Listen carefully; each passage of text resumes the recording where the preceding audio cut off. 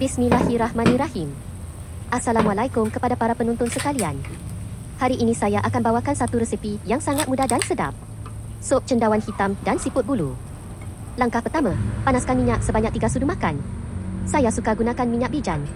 Minyak masak apapun boleh guna. Ikut selera masing-masing dan kemampuan anda. Kemudian langkah kedua, tumis sebatang serai yang sudah dititik. Tumis hingga naik bau. Kemudian masukkan bawang putih dan halia dan lengkuas. Tumis hingga naik bau.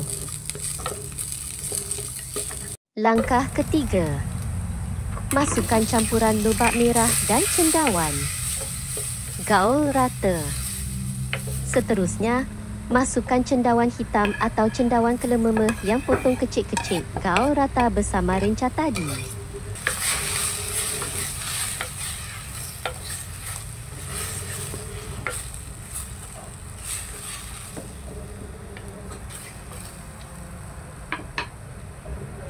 Tutup periuk supaya air dari cendawan keluar. Langkah keempat, masukkan 1 mangkuk air tapis.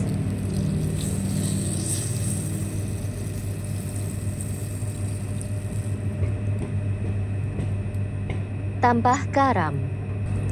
Gaul rata.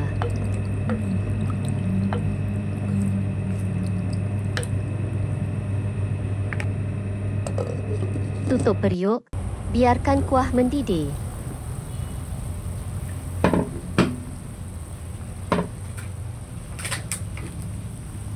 Langkah kelima, masukkan siput bulu yang sudah dibersihkan dari cengkerang.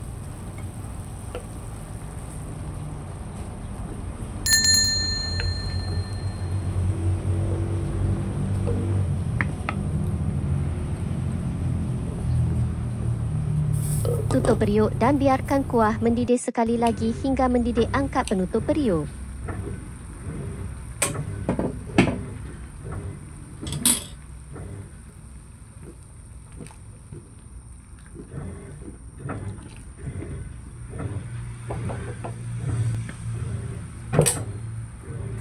Tutup api dan taburkan bawang goreng dan daun sup.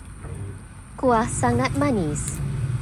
Boleh dimakan begitu saja atau dengan nasi putih atau cecah roti atau nasi empit atau mi. Alhamdulillah. Syukur. Selesai memasak.